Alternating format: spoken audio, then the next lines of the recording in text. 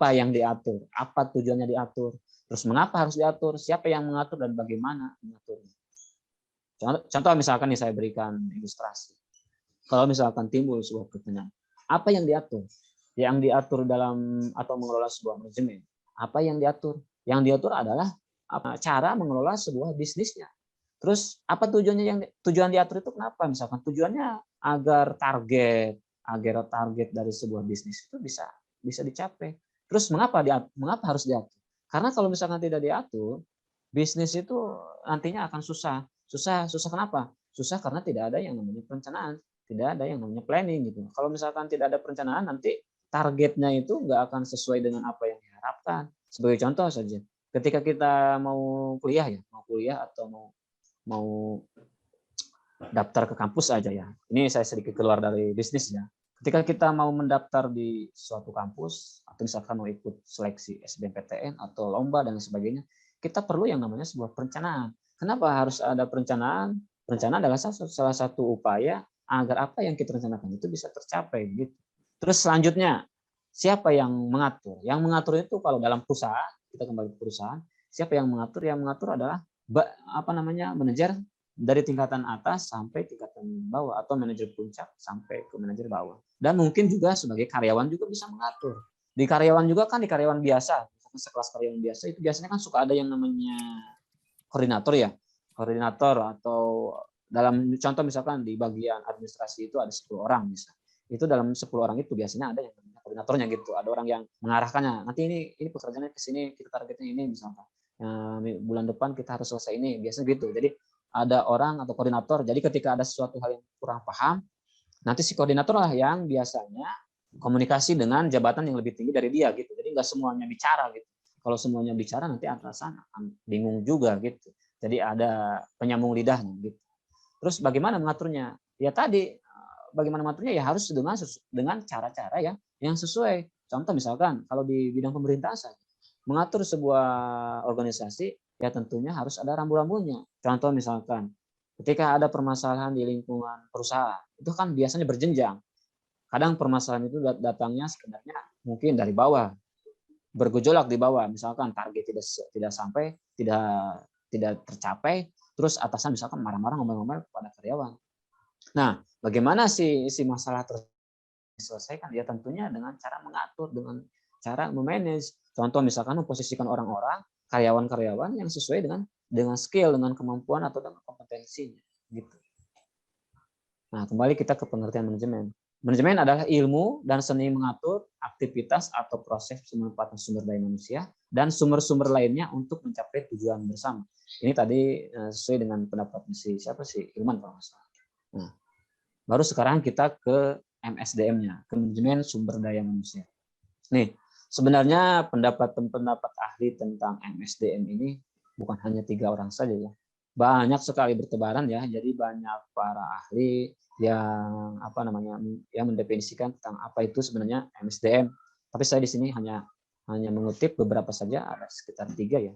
Yang pertama menurut Gary.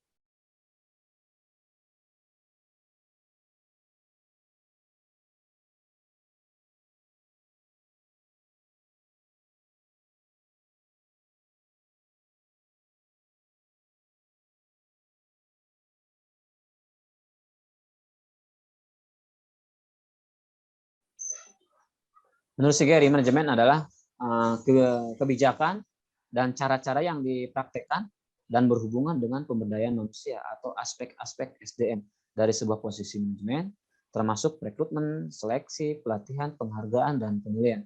Jadi kalau menurut si Gary ini, SDM ini lebih condong ke ke pemberdayaan manusia. Pemberdayaan itu artinya bagaimana caranya kita bisa memberdayakan manusia. Memberdayakan itu dalam artian kita membina supaya misalkan SDM yang awalnya tidak bisa apa-apa bisa memiliki kemampuan, bisa memiliki keahlian, bisa memiliki skill. Selain itu juga kata si Gary bahwa aspek-aspek SDM itu terdiri dari sebuah posisi manajemen termasuk rekrutmen. Bagaimana cara rekrutmen yang baik? Mungkin mohon maaf tidak ada rekrutmen misalkan pakai sogok-sogokan, karena saya sering diskusi dengan beberapa teman ya. Beberapa teman kadang zaman sekarang Pak katanya kita mau kerja itu susahnya minta ampun. Sebenarnya terus katanya harus harus nyogok dan lain sebagainya. Kalau kita mendengar keluhan atau curhatan dari teman seperti itu, kita jangan langsung menangkap 100% saja. Mungkin benar iya, mungkin juga tidak. Jadi sebenarnya begini, ketika kita memiliki kemampuan, kadang-kadang bukan hanya kita sendiri loh yang harus mencari kerja, tapi bahkan perusahaan yang mencari-cari kita. Ketika kita misalkan punya skill di bidang di bidang teknisi ataupun misalkan skill di bidang akuntan, itu biasanya perusahaan-perusahaan sendiri yang bahkan mencari orang-orang yang punya kemampuan lebih dari orang lain gitu atau di atas rata-rata begitu. Terus seleksi, pelatihan, penghargaan dan juga penilaian. Penghargaan ini di sini lebih kepada penghargaan berupa bisa misalkan pemberian reward ataupun misalkan bonus, tunjangan dan lain sebagainya. Dan terakhir yaitu penilaian. Penilaian ataupun evaluasi. Yang namanya sebuah organisasi ketika sudah berjalan itu kan biasanya harus ada yang namanya evaluasi. Jadi tidak mungkin yang namanya perusahaan itu tidak ada evaluasi setiap tahunnya. Biasanya kalau saya dulu waktu bekerja di pemerintahan, itu ketika akhir tahun itu biasanya ada yang namanya penilaian. Baik itu penilaiannya dari siapa saja, dari atasan-atasan kita atau mungkin dari rekan-rekan kerja kita. Terus yang kedua menurut si Ripal. Kalau si Ripal mengatakan bahwa manajemen sumber daya manusia merupakan suatu bidang dari manajemen umum yang meliputi segi-segi pelaksana pengendalian, perencanaan, dan pengorganisasian. Justru kalau menurut si Ripal ini ada beberapa perbedaan. Jadi selain kepada seleksi, pelatihan, rekrutmen, kalau si Ripal ini lebih lebih singkat, tapi kalau saya lihat ini hampir sama saja. Karena di bidang perencanaan itu masuk juga yang namanya seleksi, rekrutmen, pelatihan. Karena ketika kita merekrut sebuah karyawan baru, pasti kan harus ada yang namanya pelatihan. Karena biasanya nih kalau karyawan baru kan kadang-kadang kita belum tahu apa yang akan kita kerjakan di perusahaan tersebut. Walaupun biasanya ketika kita diwawancarai sama HRD, itu biasanya suka ditanya kayak gini, apa yang Anda ketahui tentang perusahaan kami, misalkan biasa seperti itu. Kalau anak muda sekarang kan pada kreatif, mungkin cari di Google, cari di sosial media, profil perusahaan tersebut seperti apa. Ada mungkin nanti ketika kita ditanya sama HRD kita bisa menjawab, tapi pengaplikasiannya di lapangan, walaupun kita tahu secara teori, secara praktiknya belum tentu kita paham gitu. Makanya kita perlu yang namanya sebuah pelatihan ataupun bimbingan teknis. Yang ketiga menurut si Handoko mengatakan bahwa manajemen sumber daya manusia merupakan pengembangan, pemeliharaan, penarikan, seleksi, dan penggunaan sumber daya manusia dalam mencapai tujuan-tujuan individu ataupun organisasi. Kalau menurut si Handoko ini sebenarnya hampir sama dengan si Gary ya. Jadi dia ada seleksi dan juga ada pengembangan sumber daya manusia. Pengembangan sumber daya manusia sebenarnya hampir sama dengan yang namanya pemberdayaan. Pemberdayaan manusia itu hampir sama saja dengan penggunaan sumber daya manusia dalam mencapai tujuan-tujuan individu maupun organisasi. Karena ketika sebuah perusahaan ingin memperdayakan si SDM-nya, si karyawannya, pasti dengan tujuan agar target-target perusahaan tersebut tercapai gitu. Jadi perusahaan nggak mungkin mau merekrut karyawan-karyawan yang punya kemampuan, misalkan biasa-biasa saja gitu. Pasti ketika HRD menerima karyawan pasti punya penilaiannya masing-masing. Mungkin misalkan ya si Rian misalkan. Rian ini orangnya walaupun dia misalkan selain dia sarjana, dia memiliki kemampuan misalkan di bidang negosiasi, atau misalkan Sipa walaupun dia belum S1 misalkan, tapi dia memiliki kemampuan dalam sosialisasi kepada masyarakat sekitar, misal seperti itu. Karena biasanya perusahaan itu punya nilai-nilai yang tersendiri. Nah, apa sumber daya manusia atau SDM? Sumber daya manusia merupakan bagian terpenting di dalam sebuah organisasi. Hakikatnya, sumber daya manusia menggerakkan, memikirkan, dan merencanakan organisasi untuk mencapai apa yang diinginkan.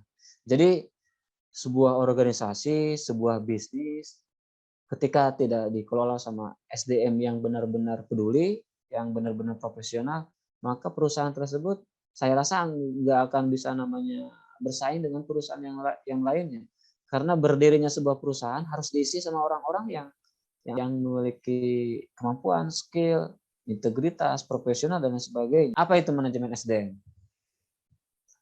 Manajemen SDM adalah proses pengolahan manusia dengan bermaksud untuk mencapai tujuan organisasi. MSDM juga proses memperoleh, melatih, menilai, dan memberikan kompensasi kepada karyawan, dan memperhatikan hubungan kerja, kesehatan, keselamatan, masalah keadilan karyawan, dan lain sebagainya.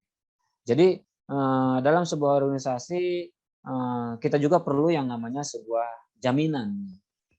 Dalam perusahaan sebagai karyawan, sebagai contoh, harus ada yang namanya sebuah jaminan. Contoh misalkan jaminan kesehatan.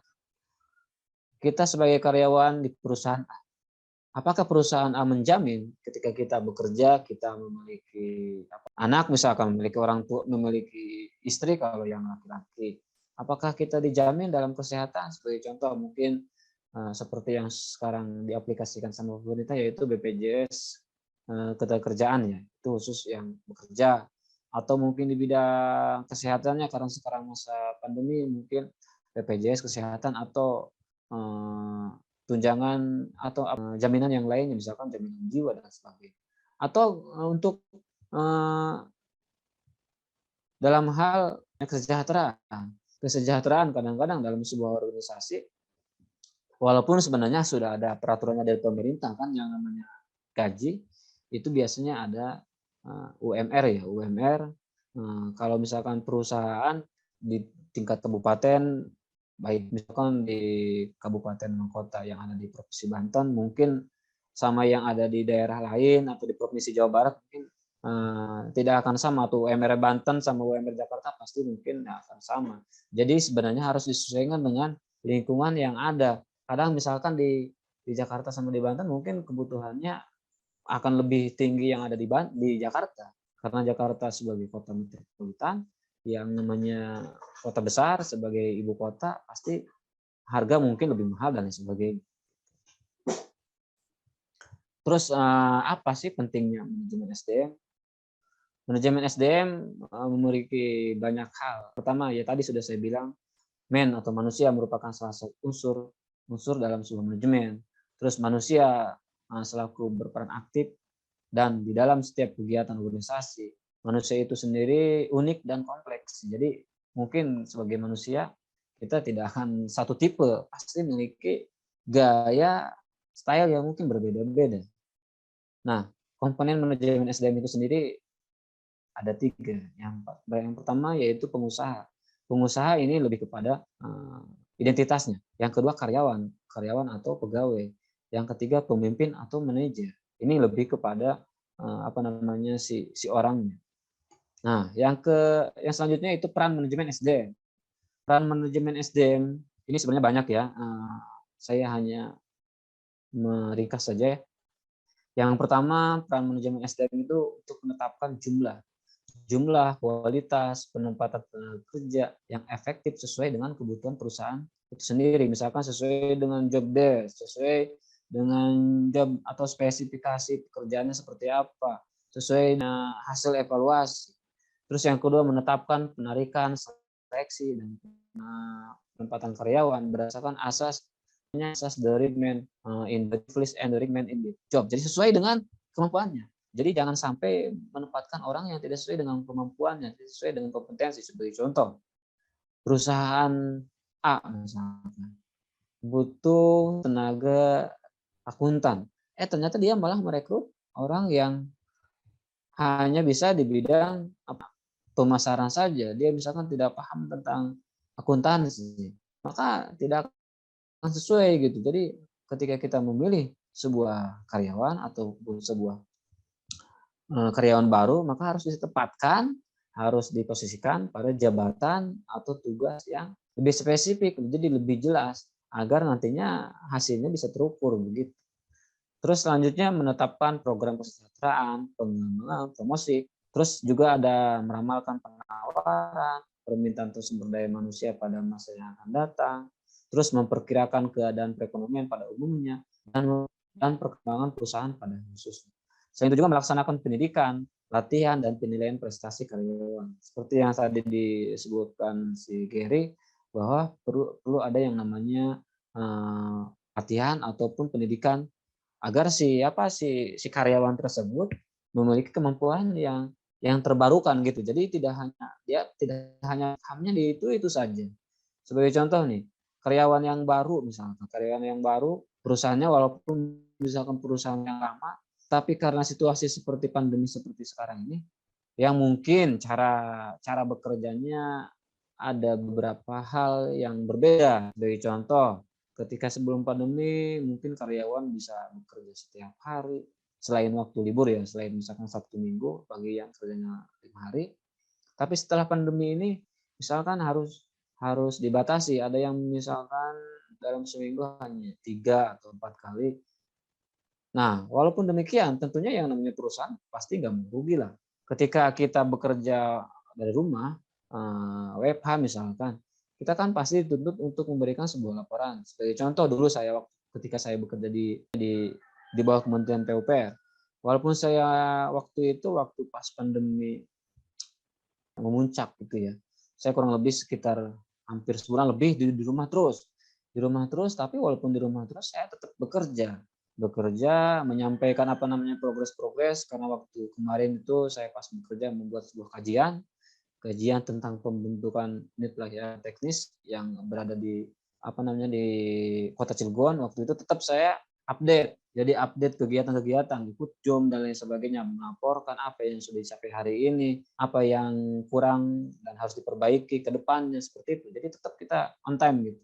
Jadi misalkan nih melalui Zoom, melalui email dan lain sebagainya, melalui grup. Maka tadi jadi si karyawan tersebut, si pegawai jadi harus dilatih.